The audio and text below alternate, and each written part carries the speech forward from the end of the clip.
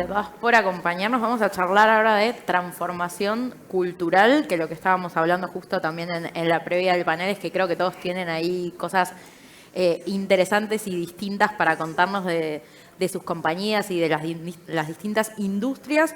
Así que, ya que hablamos tanto de transformación cultural, cuéntenme un poco qué es la transformación cultural, digamos, para ustedes, o en qué estadio están, qué sentido tiene hoy, digo, como para darle también como un marco general, porque a veces usamos muchos términos, pero creo que está bueno como profundizar en ellos un poco. Así que, bueno, mira, arrancamos con Patricio, que justo está al lado.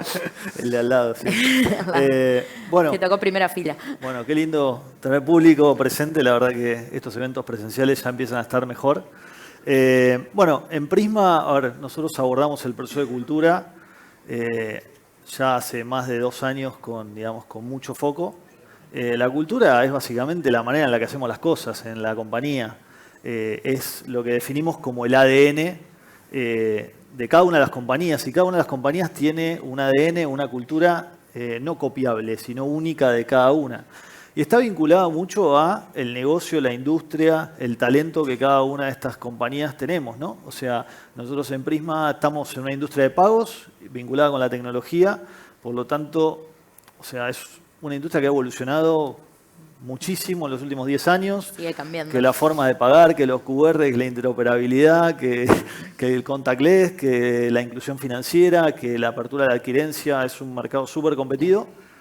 Y necesitamos que la cultura, habilite la estrategia del negocio. O sea, si nosotros construimos una estrategia que la cultura no va a poder llevar adelante, y cuando hablo de cultura hablo de la gente, hablo de la metodología de trabajo, de la forma de trabajo, es algo que queda en la pared y nunca va a suceder. Y por eso tenemos el desafío de convertirnos en compañías cada vez más adaptativas. Adaptativas porque tenemos que adaptarnos antes que el competidor. Sale una nueva regulación, tenemos que adaptarnos antes y llegar antes al cliente porque de esa manera vamos a ser más competitivos, ¿no? Y esto lo haces tomando, lo mejor de tu pasado, de tu presente y evolucionando, ¿no? Y evolucionando y transformándolo en capacidades organizacionales que queden en la compañía. Y así trabajamos la cultura en Prisma. Perfecto. Si me permitís, está bueno lo que dice Patricio. Yo creo que, todo proceso de transformación cultural viene de 2 ejes. Por ahí viene el contexto, el mercado, que te hace la necesidad de adaptar, tu modelo de negocio, o que propiamente el negocio está evolucionando y requiere replantearse un poco la cultura. En Supermercados Díaz, nosotros hace 3 años que venimos con todo un proceso de cambio de nuestro modelo de negocio. Trabajamos en la definición de un nuevo propósito, nuevos valores, que está asociado también a una propuesta de valor distinta para nuestros clientes y que la terminamos de materializar en más de nuestras 1000 tiendas con un modelo totalmente renovado. Ahora, todo eso hay que acompañarlo con toda una gestión, como decía Patricio, cómo trabajamos, cuál es nuestra forma de trabajar con esta nueva realidad.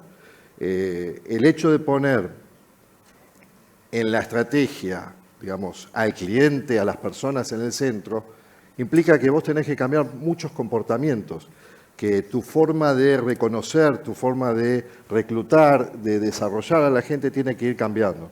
Entonces, por ahí viene todo el proceso.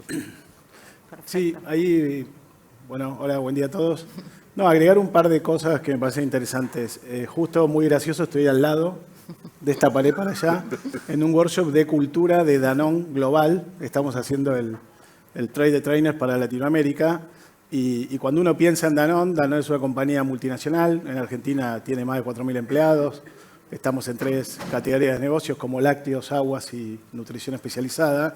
Y Danone, ¿por qué se propone una transformación cultural? Porque es una compañía que a nivel mundial notó que crecía menos que sus competidores. Entonces se puso a pensar por qué crecía menos que sus competidores. Vino un nuevo CEO, como sucede muchas veces cuando una compañía crece menos que sus competidores, y lanzó lo que se llama la estrategia Renew Danone. Lo más lindo de esto que está iniciando Danone es que hizo un proceso que yo por primera vez veo en una compañía. Tengo 29 años en recursos humanos. Primero le preguntó a sus empleados qué creían que eran los comportamientos que iban a hacer que esta estrategia haga Danone exitosa y vuelva a poder hacer crecer a la compañía. Danone tiene como misión brindar alimentación saludable a la mayor cantidad de personas. Y después de esa encuesta descubrió nuestro CEO que los empleados de Danone, lo que no quería que cambie Danone eran sus valores. Danone hace 25 años lanzó Hope, que es los valores de la compañía, que es humanismo, apertura, proximidad y entusiasmo, y descubrió que en esa encuesta un montón de empleados que no tenían la más remota idea que era Hope, porque Danone los había olvidado, sentían que Hope nos iba a llevar a cumplir esta nueva estrategia. ¿Por qué digo esto? Y porque lo tengo fresco, lo estuvimos discutiendo recién. Para las compañías los valores son su brújula, es lo que no los tiene que hacer cambiar, y los comportamientos para alcanzar la nueva estrategia muchas veces van cambiando porque el mundo va cambiando. Y digo una cosa más y dejo a la colega, y en el medio de esto, yo el otro día reflexionando sobre cultura, discutía con un consultor que queremos mucho, seguro muchos los que estamos acá, después le decía el nombre en privado, y yo me tomé un café con él diciéndole, che, ¿cómo hacemos que el cambio social lo podemos moderar en las compañías? Justo salió la encuesta de Gallup hace algunas semanas y vieron que el engagement mundial de los empleados cae. Y cae tanto que pone en peligro el PBI mundial. Entonces, con este viejo sabio, que es el consultor, me dijo, no hagas esfuerzo, el cambio social no lo va a poder cambiar, y creo que nosotros de Recursos Humanos nos obliga a un gran desafío de cómo preparamos a nuestras organizaciones para este cambio social, que es muy probable que vaya en contra de las transformaciones culturales que queremos hacer. Fuerte. Sí. Preocupante, te diría. Sí. Igual ahora nos vamos a mudar todos al workshop para entender. Sí, venga, Hacemos están una invitados buena al playa. lado. Yo voy a tomar dos palabras que dijo Martín, ¿no? Que es comportamientos y cambio social, ¿no? Y tal como lo dijo también, la cultura es ese conjunto de comportamientos que hace posible la estrategia de negocios, ¿no? Y durante muchos años vimos a la cultura como un elefante blanco, como algo muy difícil de cambiar. De hecho, todavía hay un discurso de que, el cambio cultural. Es un tema. Yo trabajé 25 años en el desarrollo de cultura organizacional y descubrí que cuando le preguntamos a la gente cómo percibe la cultura de la organización, todos más o menos la perciben parecidos, con algunas dispersiones y con algunas palabras que impiden o no mi grado de expertise actual, que es la diversidad, ¿no? Pero la diversidad como ADN cultural y no como una política, porque ahí sí es importante diferenciar empleabilidad y cultura. Una política en diversidad, que hoy a la mañana escuché hablar bastante de políticas de diversidad, es una política. Si queremos meterla dentro de la cultura, bueno, hay que hacer algunas otras cosas. Entre ellos, definir esto que decía Martín, que son estas palabras y que, por ejemplo, hay culturas que dicen, bueno, nosotros somos ansiosos. ¿La ansiedad beneficia o no a la diversidad dentro de la compañía? La competitividad como competencia, ¿no? ¿Beneficia o no a la diversidad dentro de la compañía? Entonces digo, las transformaciones culturales no son de adentro, o sea, de la compañía hacia afuera. Son de afuera hacia adentro. Como cualquier producto, o sea, yo soy una emprendedora, tengo una startup, ¿y qué hago? Bueno, voy, veo en el mercado, ¿no?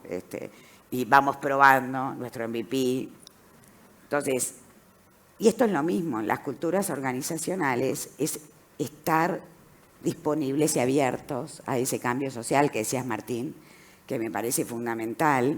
Y hoy hablábamos de algo que nos da risa, que hace poco escuché un concepto que me encantó, que es la mirrorcracia, ¿no? O sea, que es tomar a la gente del mercado disponible, que es igual a mí, que es igual a la cultura de la organización.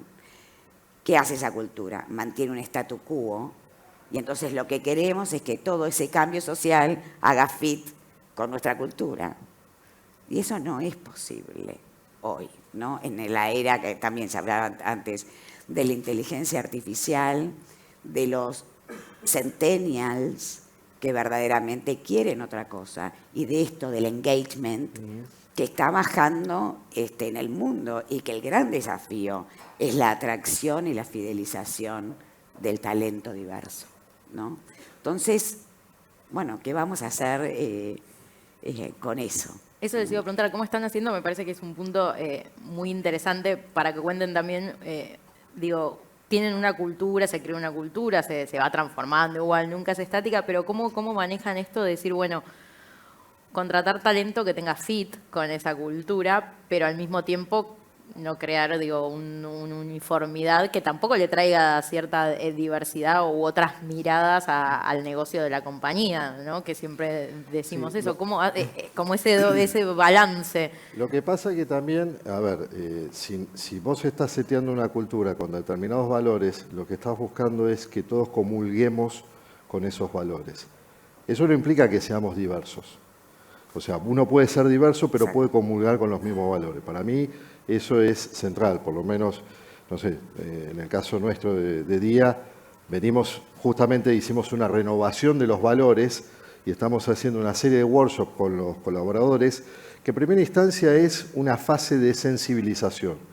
Un poco lo que decía es poner a todos en la misma sintonía, esto es parte de la cultura, entendámoslo. A partir de ahí, vienen un montón de iniciativas, ¿cómo paso de la sensibilización a la acción? Y esa acción, nosotros, específicamente los líderes y particularmente también el área de recursos humanos, tiene un protagonismo importante porque vos tenés que empezar a reordenar tus procesos desde el punto de vista de reclutamiento, desde el punto de vista de reconocimiento, compensaciones, desarrollo y demás. Y después lo que tenemos que ver es cómo medimos, porque es muy difícil gestionar una cultura si no la podemos medir.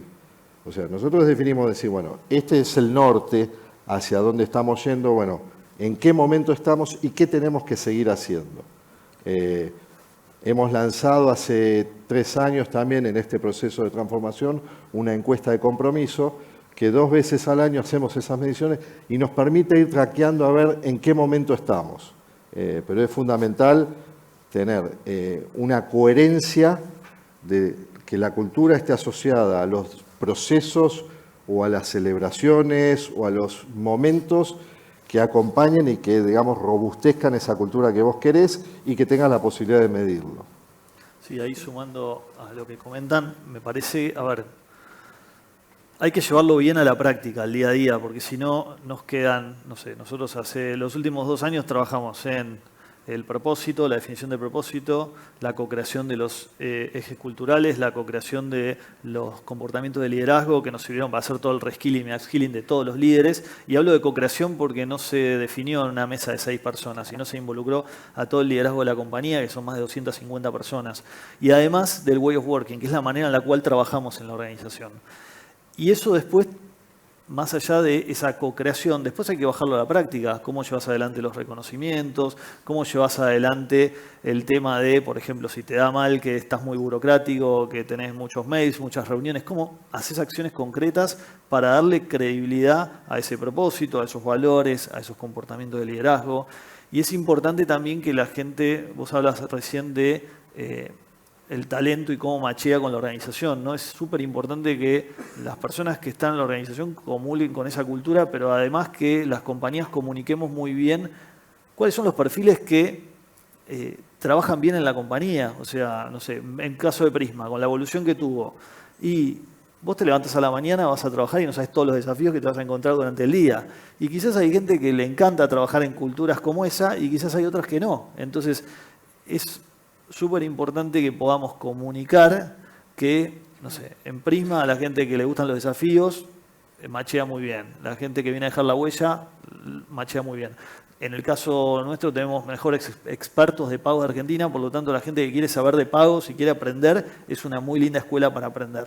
Entonces, de esa forma vos lográs machear con el talento que va a llevar la transformación de la cultura en la compañía, pero además que machee muy bien con la organización. Setear las expectativas. Exacto. Sí, y ahí, para agregar, tener muy claro la propuesta de valor que tenés para el empleado. Nosotros todos los días aprendemos que es muy elástica y estamos todo el día viendo cómo es el recorrido del empleado en la carrera en Danone. Hoy no nos sorprende nada, o sea, todo lo que creíamos que no iba a pasar pasa todos los días, o sea, los libros de recursos humanos hay que escribirlos de nuevo, pero lo que nosotros sí sostenemos fuertemente que, como decía Hernán, a veces tener valores comunes, tenés un equipo muy uniforme porque piensan parecido, lo que estamos buscando como esa diversidad que hablabas vos, nosotros logramos en las compañías, que creo que tenemos algún pendiente, no tanto en género, porque se vino trabajando y súper bien, sino en el contexto social argentino. Nosotros tenemos consumidores en todos los niveles de la economía y si ustedes vienen a la oficina de Danone y ven los equipos gerenciales, no tenemos todos los niveles sociales. Estamos viendo qué vuelta le encontramos a eso, por ahora sin demasiado éxito, pero si alguno tiene una solución acá en la mesa, se las agradezco, pero estamos recién empezando a ver de nuevo si logramos tener esa diversidad social en nuestras mesas de dirección. Claro, que te refleje, digamos, al consumidor. Al consumidor, que entienda mucho más al consumidor al que voy a ir a abordar desde la vivencia y no solo del focus group o de lo que le cuentan. Perfecto. Bueno, ahí te puedo dar una idea. Tenemos las soluciones. No, pero a mí me parece que es importante justamente permeabilizar la cultura a otros perfiles, ¿no? Trabajando en los comportamientos, ¿no? En cómo nos hacemos más permeables, más flexibles a otro tipo de personas, a otro tipo de perfiles que hasta ese momento no contemplamos que podían formar parte de la organización, ¿no?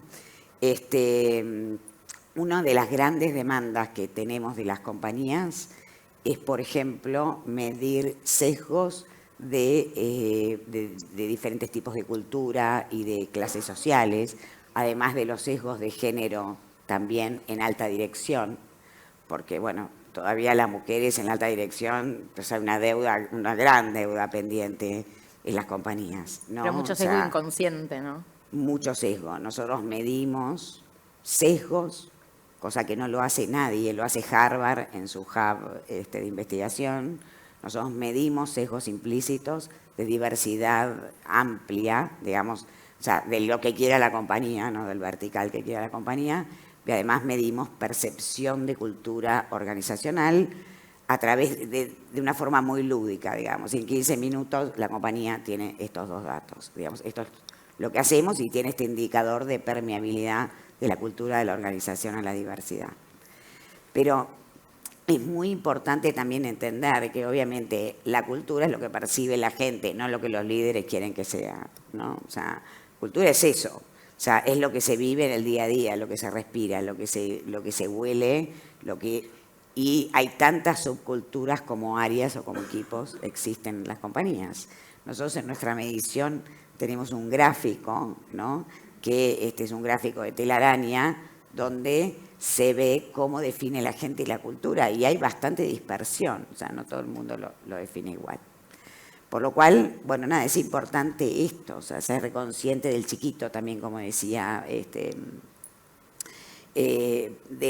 ir al día a día y de ir trabajando y dar pequeños pasos, ¿no? Y estar a disposición de la gente para decir, bueno, nada, aquí estamos, e incluir a estos perfiles tan necesarios que también son los que, ¿no?, hacen este cambio social.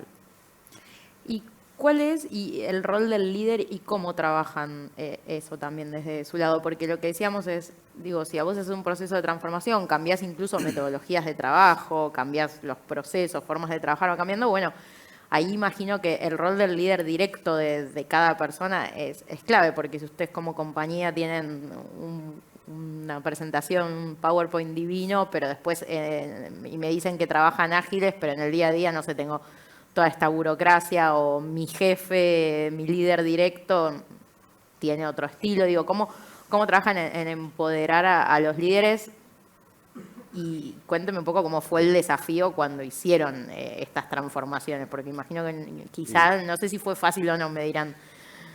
A ver, todo tipo de transformación generalmente no es fácil. Por eso es como hay como una reticencia. Es todo un proceso, una evolución.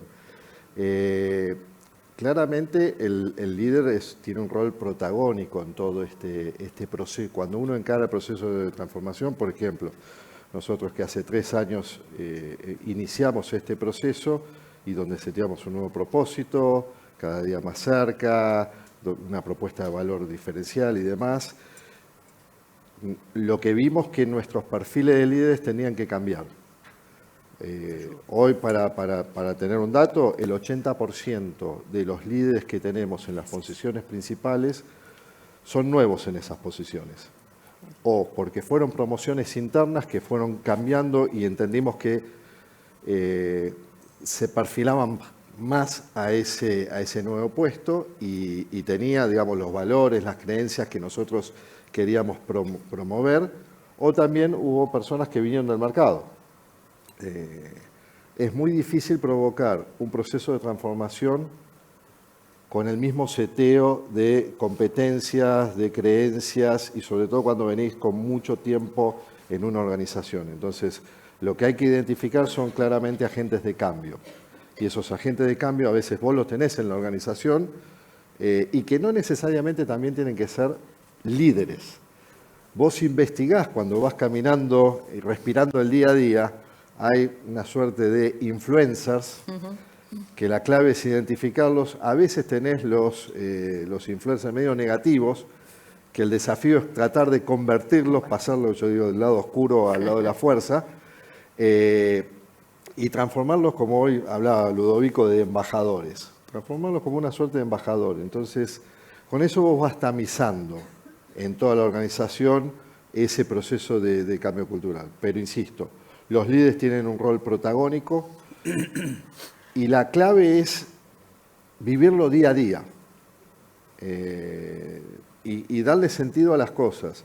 Si nosotros estamos hablando que somos una empresa de proximidad, de cercanía, ¿qué quiere decir? Queremos ser una tienda de barrio que está permanentemente dando una buena atención.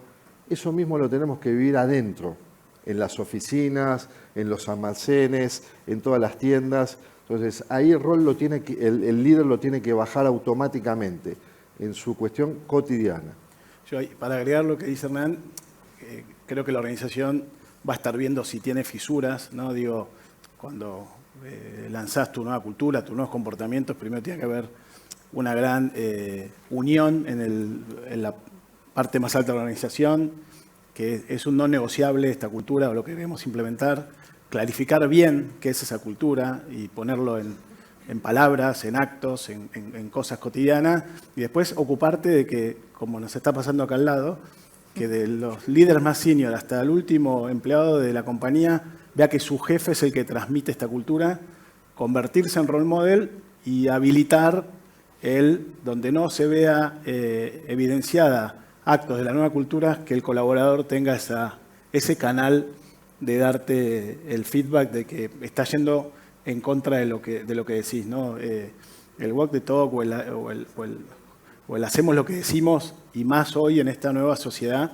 tiene mucha fuerza porque perdés credibilidad rapidísimo. Entonces, mi consejo es difícil, y lleva tiempo, ¿no? Porque todo queremos que sea así. Claro. Y no, nosotros hoy justo hablábamos, esto nos va a llevar un par de años largos hasta lograr que el último colaborador lo entienda, y a veces la misma organización no tiene esa paciencia que hay que desarrollarla.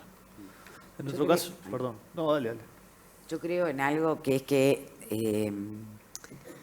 es involucrar a los colaboradores para que se sientan protagonistas y cómo agregan valor del primero al último colaborador, de que sienta que el cambio cultural también depende de él. Claro. ¿no? Que no que le bajaron Exacto, una política. y no que ya. sea como una bajada de línea. Obviamente a mí me parece súper importante esto que decía Martín, de predicar con el ejemplo. Me parece que la cultura del ejemplo es, ¿no? O sea, y es como en la casa, si en tu casa tus padres trabajaron o trabajan y vos trabajás, tus hijos van a ver y van a seguir el ejemplo y van a saber de sacrificio, de esfuerzo, de un montón de cosas. Y si nunca te ven hacer eso, y bueno, no lo van a hacer.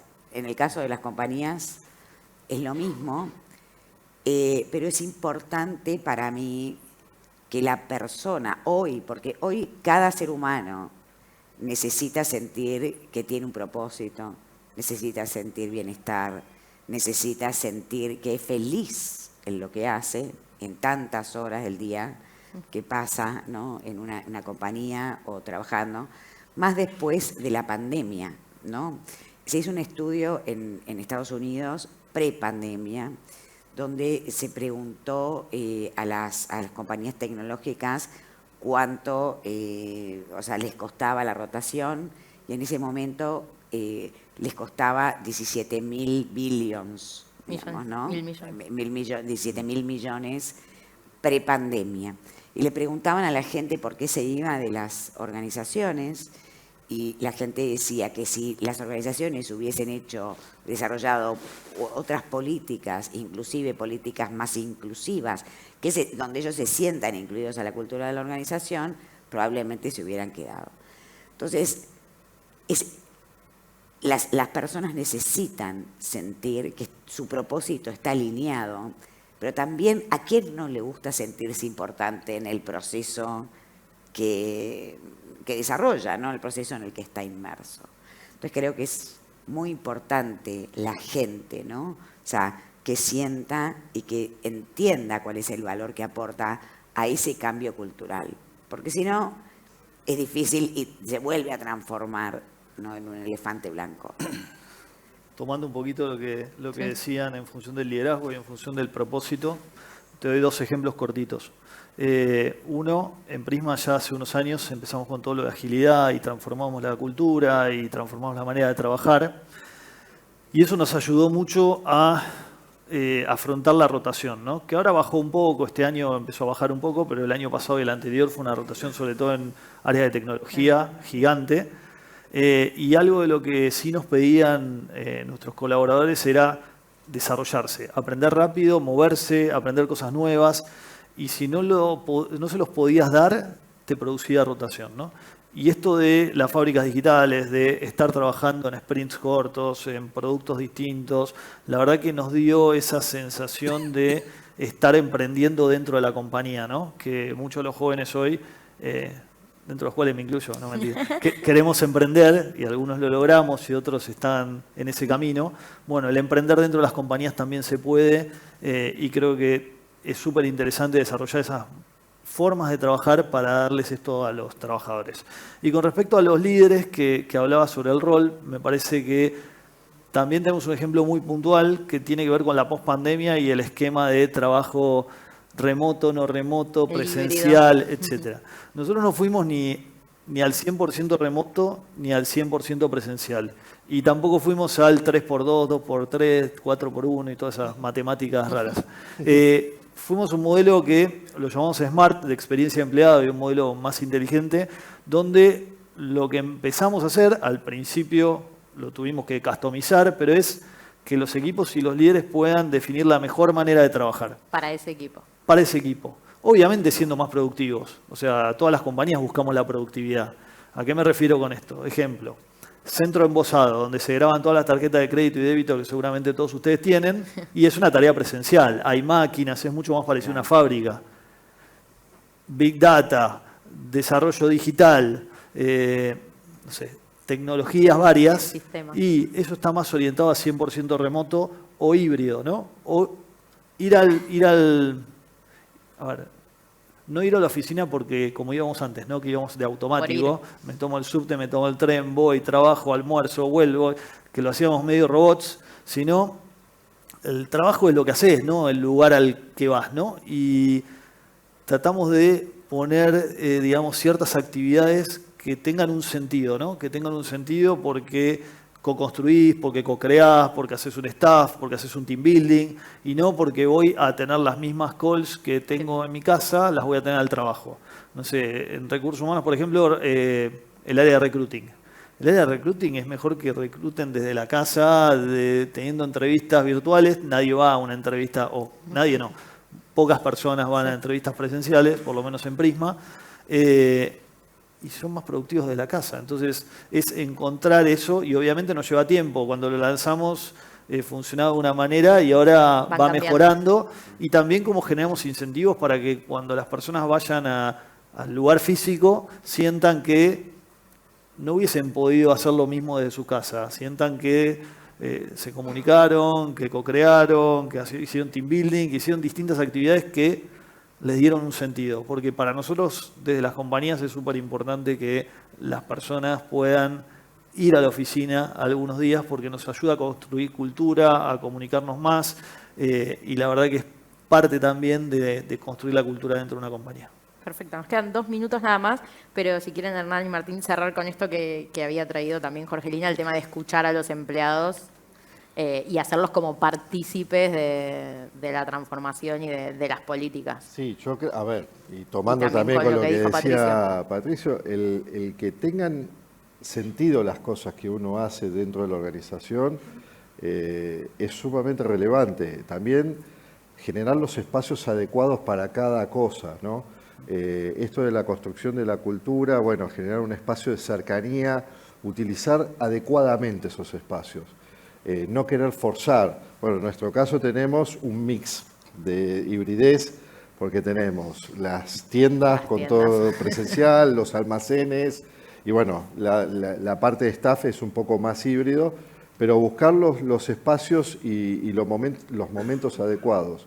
Lo fundamental es esto de la conexión del propósito. Todo el proceso de transformación a nosotros nos hizo replantear nuestra propuesta de valor.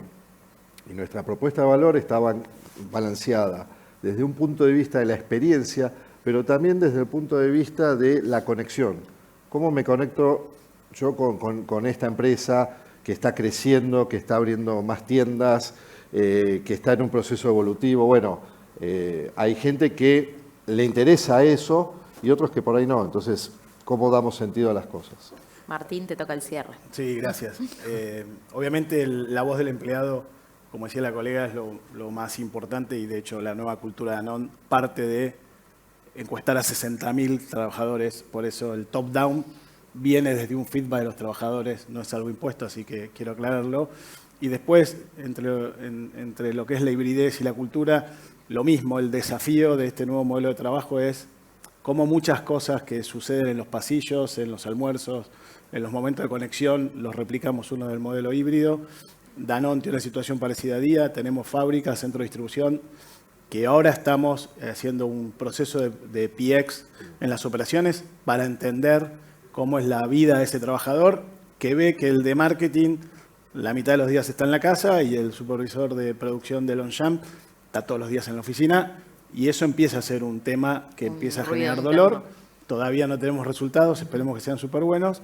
Y bueno, el gran desafío de el sentido de ir a la oficina, que la gente sienta que fue y que trajo algo más que trabajar, porque entre la felicidad, las ganas de hacer cosas más allá del trabajo que tenemos todos, subirlos 4 horas a ir a la oficina para hacer una tarea que podía hacer en la casa, nadie le encuentra sentido y nos quedaríamos solos en la oficina si hacemos eso. Buenísimo, bueno, muchísimas gracias a los 4 por acompañarnos y ahora seguimos con nuestro próximo panel. Gracias a vos.